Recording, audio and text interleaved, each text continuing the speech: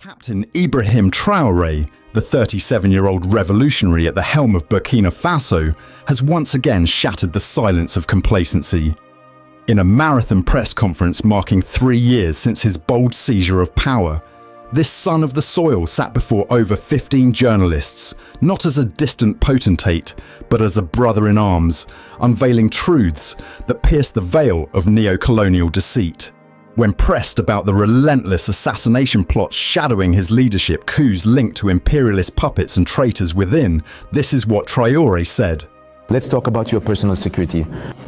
You just mentioned it a moment ago. The pressure is enormous. It's huge. The danger comes from everywhere. Mr. President, just in 2025, there have been several coup attempts that were foiled. Mr. President, do you ever feel afraid? Thank you. I think that's the only strength I have. I'm not afraid. Because I trust all of you, that's the first thing. You have to trust the people, because it's the people who entrusted us with this mission. And I trust the people, that they will understand. And that's why we don't hesitate to stand before the people, to explain the situation to them and tell them what's going on. And that helps maintain a very good relationship. That's the first thing. The second thing, as I said, is that there was a mindset that needed to be developed within our own forces. That's very important. Right now, that mindset is there and people understand why they're fighting. If you look back a few years, many officers in the field didn't know why they were fighting. But if we know why we're fighting, who we're up against, and why there's this pressure, people understand better. And that's why we immediately created the Institute, the higher military school, so that we could train our own soldiers and instill in them what we want. Remember one thing, if you let your forces be trained by other powers, they put into their heads whatever they want. They indoctrinate them as they please, and it's easier to manipulate them. Here in Burkina, right now, that's actually what bothers many imperialist powers. They can't manage to infiltrate our army. All these units that have been created, all these men who are here, no one came from elsewhere to train them. We are built on our field experience, and we trained them ourselves. I personally took part in training some of these forces at the very beginning. So that's already a second strength. And the other strength is that if you have a mission, a goal for your country, you must not be afraid. If you are afraid, you hesitate. If you hesitate, you compromise. And once compromise sets in, you're done for. Traoré spoke of Africa's fallen giants, Nkrumah, Sankara, Gaddafi, taken by Western plots. With Burkina's gold mines back in African hands and French troops gone, he's their next target. How does he survive their schemes? Let's listen to what Captain said. Earlier, you listed a number of factors that make you feel reassured. I insist because history matters too. It's history that guides us. These imperialist forces, they are real. In 1961, they took out Patrice Lumumba in the DRC. In 1972, they took out Kwame Nkrumah in a different way. And then in 1987, they got rid of Thomas Sankara, always with internal enemies and sometimes with the complicity of certain neighbors. You know what they say, Mr. President? The first duty of a revolutionary is to stay alive in order to continue the struggle. Mr. President, can you please reassure all of these wonderful people, all of these dedicated men and women who are gathered here and elsewhere, who are truly beginning to hope that you will indeed stay alive and continue your important work? They always manipulate from within. We are very well aware of that. And also, it is our duty to take part in our own security. It's not about saying today that I'm the head of state and I just entrust security to other people. No, everyone takes part. I myself take part. That's why I say it's not just a matter for those who are close to me, it's a matter for the whole people. And security is not just a matter of detained men or whatever else you can imagine. It's a whole system. It's also about behaviors, ways of living. We have to avoid many things, mistakes that may have been made in the past. We have read a lot about everything that imperialism has destroyed, and we have learned many lessons. That's why we say we won't let things repeat themselves. We will anticipate, even if people interpret it however they want, we will anticipate. But that's because we have understood the message, the hope that exists. We will do everything to always stay ahead of imperialism's actions. Surrounded by countries like Benin and Senegal, who host US and French bases, Traoré sees a trap around the AES. These bases fuel chaos while stealing Africa's wealth. How do we stop this? Mr. Let's President, hear from what the Captain perspective of Traore the had to journalist say. that I am, I feel that the AES countries are being encircled. When I look a bit at Côte d'Ivoire, there is a military camp in Odiene near Mali and Burkina. Senegal is setting up units at the border with Mali, not to mention Benin, which also borders Burkina Faso and Niger. Mr. President, do you share this point of view? Do you see things this way? I think that when you decide to make a revolution, you have to be prepared for this adversity. It's a logic that surrounds us. It's a logic that tries to bring us down. It's logical. As I say, it's a battle. They are fighting for their interests. And it's up to us, if we've decided to make the revolution, to do everything possible so that this encirclement is defeated. You see, in Africa, we're used to not having a strong army to begin with. There is no state if there isn't a strong army. But well, that was the system. As I once said to the elders, they came to flatter us. No, you shouldn't arm yourselves. Even recently, I think there was an interview where an American general said it again, that our countries don't need to be militarized. That's their view. We're like children. They're the ones who have to come, sit down, and provide security for us. And many countries are in this situation. They don't build an army. And when the situation arises, it's chaos. We, on the other hand, are building a strong army. That's why I said we fight in Burkina Faso and we train in Burkina Faso. That's very important. What was it like before? Every time, foreign forces, everyone would come to train your soldiers. They treated you as less than nothing. Today, many forces, foreigners, are now seeking to come and train with us. You wouldn't believe it. The world's greatest powers want to come and train with us, with our soldiers. But it's not just about training. They want to learn how we do things, how we operate, who trains us. But today, no one knows how the commandos are trained, how we train them, how we equip them. Why do we think that it's others who should come and train us? They haven't created anything. They just thought about it. We have brains too. So we need a powerful army to face adversity. They will keep surrounding us because there will always be leaders in Africa like that who will allow it. They have their hands tied. They always betray. They will always allow the imperialists to come to their countries to attack their own brothers. If you accept the revolution, you have to go forward with this concept. That's how it will be. So there's nothing we can do about it. We deal with it, but it's up to us to prepare ourselves so that the encirclement is nullified, so they can never achieve their goal. That's all. So we deal with it. Very recently, ECOWAS held a forum of Chiefs of Defense Staff of the Friends of Africa. Mali and Burkina Faso were not there, nor was Niger. We sense a lack of solidarity. You who are at the top of the state, what can you tell us about that? Well, it's not a lack of solidarity. Keep in mind that it's a confederation, not a federation. In some respects, we do a lot of things together, at least in tandem, but in the Charter, it is stated that countries can decide on their own relationships and what they can do. We can't tell a country not to collaborate with another country. No, we're not at that stage yet. We are in the process of consolidating the Confederation in many areas, including development, defense, and diplomacy. And afterwards, we will move on to the Confederation. These are steps. So Niger can take part in meetings. The Confederation is not closed off. We are open. We interact with everyone. We are very Pan-Africanist. We are truly open to integration, to everything there is, but with principles. Turning to the media.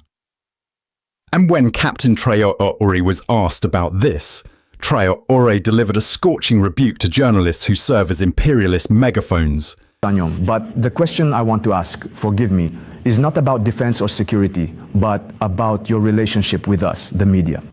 Mr. President, do you have a particular problem with the media, with us, the journalists? I say this because it feels like there has been a misunderstanding. I'm talking about the national media, not the international media, some of which have ended up in the trash for some time now. That's a fact. There is no national media. It seems like there was a misunderstanding at the beginning and that there's still a fog hanging over things. How do you analyze the situation, Mr. President? You know I'm not a hypocrite. There was a misunderstanding, there was a fog at the beginning. But today I must say that I really commend the media for their professional work. We must avoid following along the work of imperialism. Of course, many among you were trained by them. That's it, you went to the white man's school, as we like to say. They're the ones who trained you in journalism. So I don't often blame you when people try to behave like them. But I speak so that people become aware that this is about our homeland. Look, this morning, for example, read the headlines in the newspapers in France. They might tell you that there was a mobilization to put pressure on the Prime Minister. They won't tell you that there was a march against the government or anything like that. But if it were in Burkina, you would say there was a march against the government. Do you understand? The French used to call us, and still call us, putiche, junta, and so on. That's French. But the journalists also called us putiche, junta, and so on. Why? Why follow? Following blindly, that's still slavery. I want us to move away from that. Every state must fight for its own interests. Journalists fight for their own interests. So why shouldn't we fight for our interests in Africa? So that's it, it's not just the journalists. I also blame some intellectuals who appear on TV panels in Africa. When they speak up, you start asking questions. But is he African? Well, genetically, he's not from here. He's not with us. That's a reality, a setback, yes. We need to decolonize our mindsets and our ways of doing things. Everyone must fight for their homeland. You might have information that is perhaps true and accurate, but you choose not to release it because it could harm national defense, security, cohesion, and so on. That is a sovereign decision because you want to protect your country. But we don't say that as soon as there is information, it must be released. No, that's not how it works. And very often journalists, as we like to say, aren't interested in trains that arrive on time. It's the train that's late that gets their attention. You know that, Mr. President, so you understand us from time to time. Yes, but that should be avoided. Now, I want you to take interest in trains arriving on time. All right? I'd like to leave you with a phrase that's the motto of a great European club. It's this one. Our jersey may be stained with blood, mud, and sweat, but never with shame. That's all I wish for you, Mr. When Captain Traoré was asked about what fuels the flames of the popular progressive movement, a movement launched by Traoré to help Burkina Faso grow, this is what Captain Traoré said. It must be said that we took over the country with a certain situation on the security front, but also with a different situation on the economic and political fronts. There were a lot of reforms to be made, so many in fact, that we couldn't list them all at once. So we had an ideology. We began to implement the revolution up until last April, when we officially proclaimed it. And when we talk about a revolution, it means revolutionizing every aspect of our lives. Because we can't keep doing the same things as before and expect different results. If we were just going to continue as before, I think it would have been better to let the politicians carry on with their own ways. But we wanted to break away. And breaking away requires a lot of commitment. Thank God the people understood. Everyone realized that a break was necessary. Whether it's in terms of behavior, practices, governance, the economy, trade, and everything that goes along with it. And every day, I can tell you, we keep discovering new things.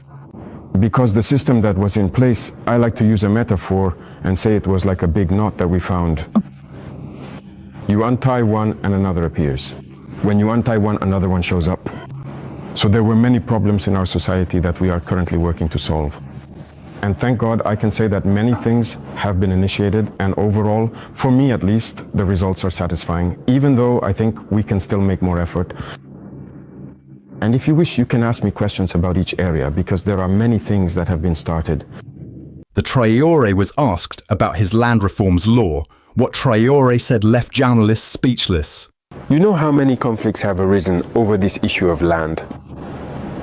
There are villages that have fought with machetes, families that have been divided because of the land issue. The state must take responsibility. But if you hesitate because you're afraid to declare it, fearing that some people might feel frustrated or not, that's why the revolution is welcome.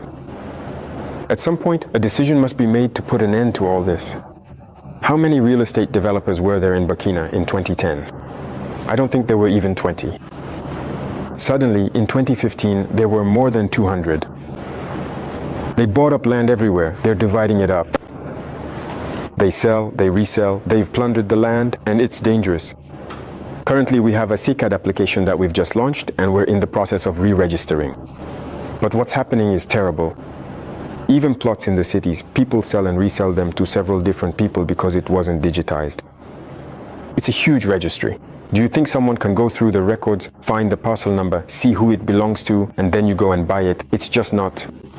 So there are a lot of duplicates, and it creates conflicts. And while those politicians were doing that, they were attending conferences, events, talking about social cohesion. You can't promote social cohesion while dividing people over land. That's why we decided to take responsibility and put a stop to this massacre. And so the land belongs to the state.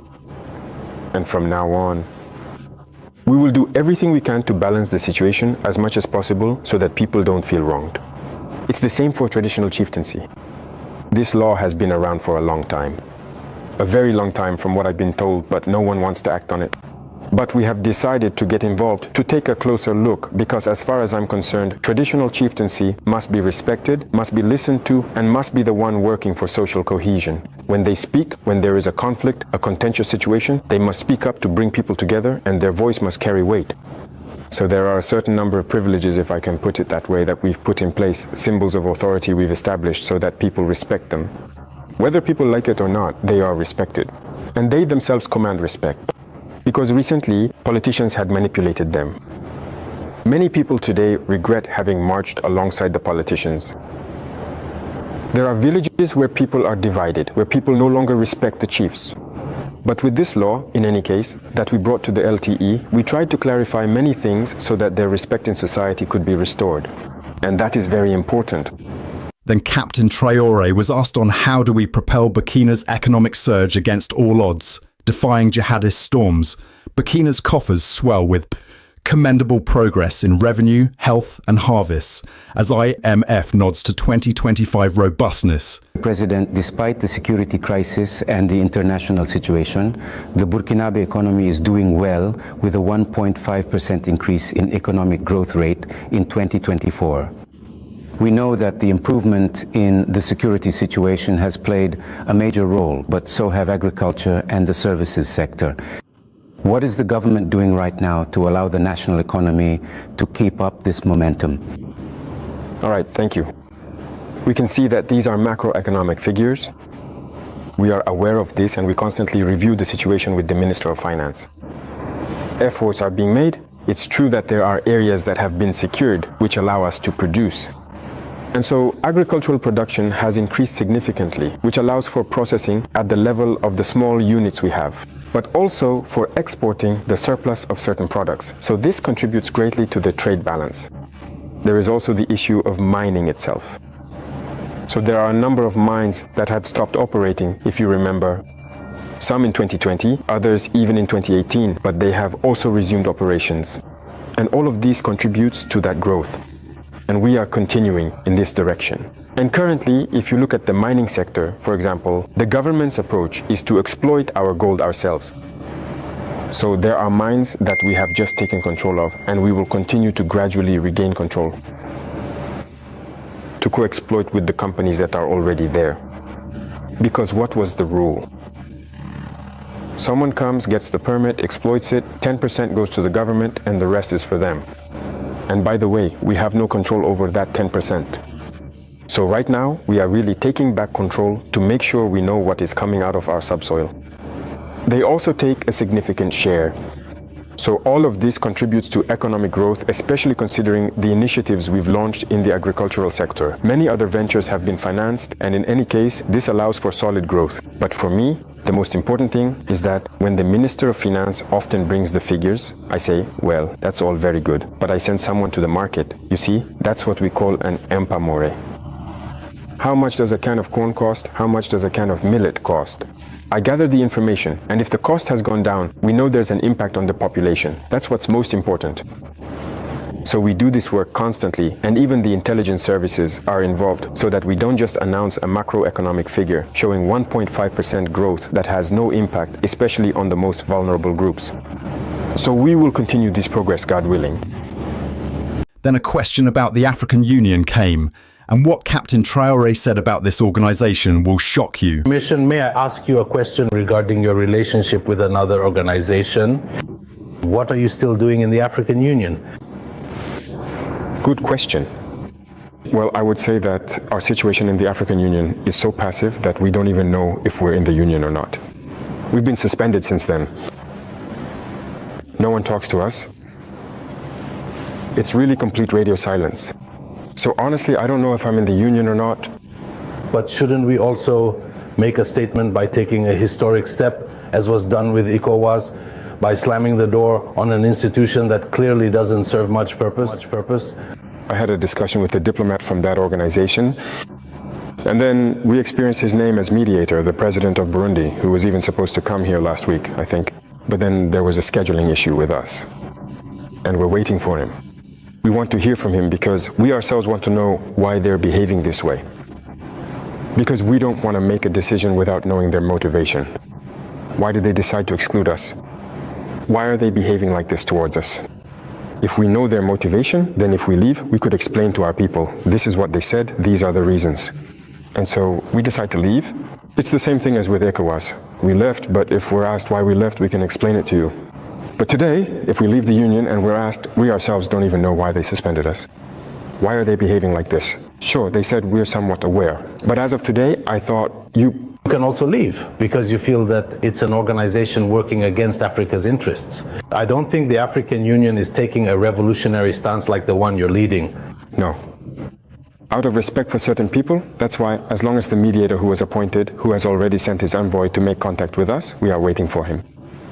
It's truly out of respect for this president. We are waiting for him. Let him come and address the dispute. Let him tell us what is going on, and we will share with him the conclusions of our discussion. Mr. President, let's move on to the Black Sea in Russia. So, the science and art of these instruments, you have a scientific background. So, on that day in Moscow, you asked the Kremlin leader to teach us how to fish instead of just giving us fish, meaning technology transfer. I think today it's true. Everyone agrees that this kind of external spoon feeding can't go on any longer. So where do we stand today regarding this technology transfer?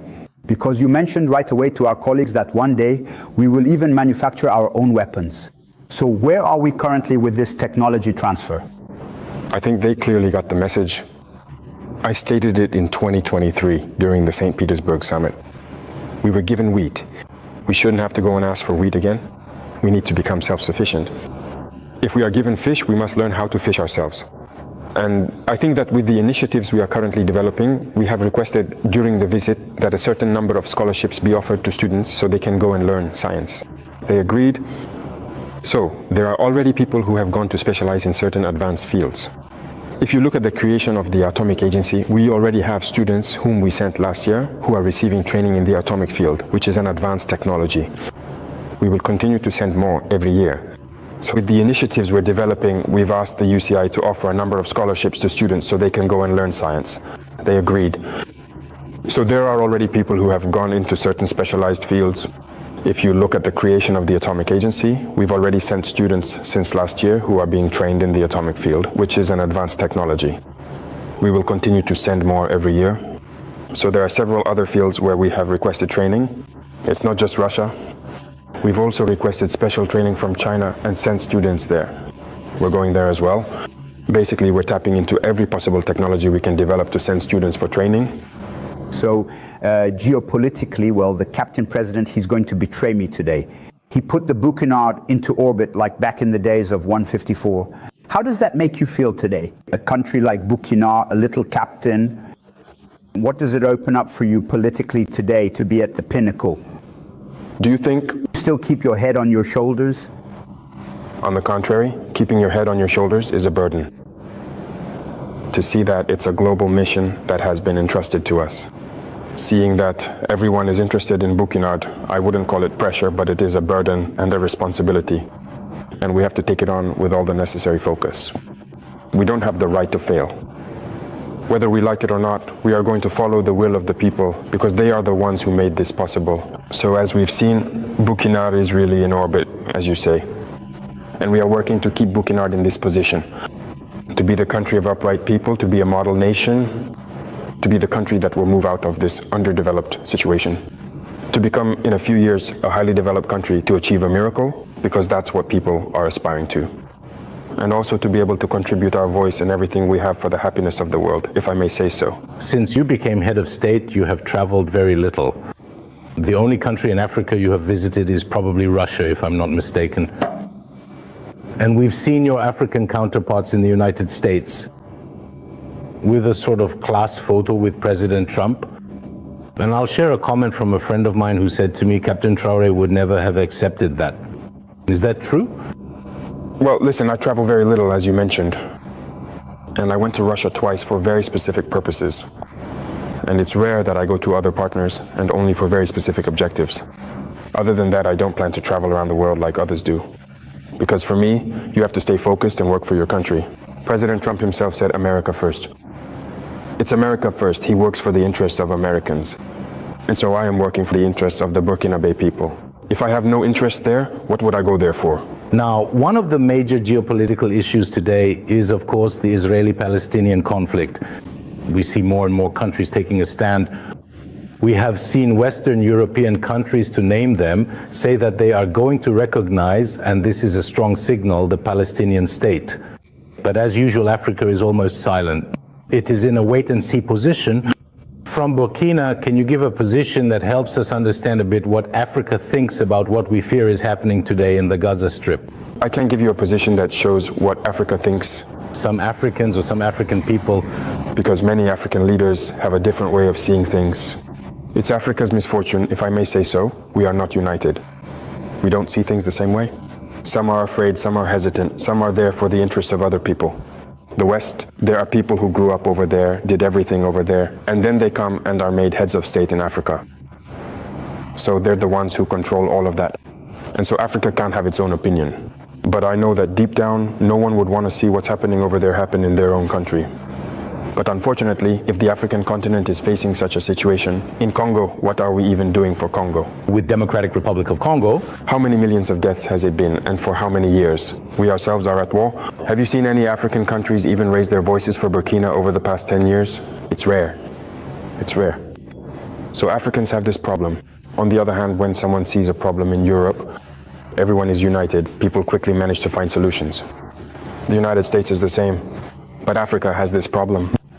You see, we've been fighting for 10 years. You haven't heard anyone raise the voice of Burkina Faso at international institutions or anything like that, nor Mali, nor Niger. Our people are dying, it's not their problem. Congo is dying, it's not our problem. Last time I tried, in one of my speeches, to speak out about how many millions of deaths there have been. Suddenly, look at how they are tearing each other apart. There are already so many conflicts on our soil. We can't even make our own voices heard. So how are we going to speak up for others? So we Africans need to wake up.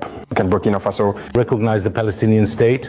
Is Burkina Faso ready to recognize the Palestinian state? Why not? It's a state.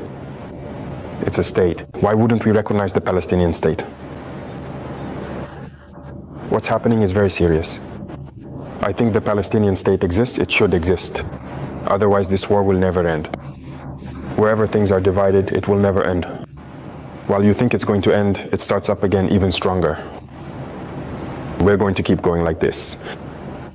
But I also think that a lot of the responsibility lies with the countries in that region because it's their area and people there should be able to lead the way in finding a solution to this conflict. And as for us, as we keep fighting here, the Burkina Faso state, which must endure, that's what's most important. And we are fighting for our Burkina Faso state.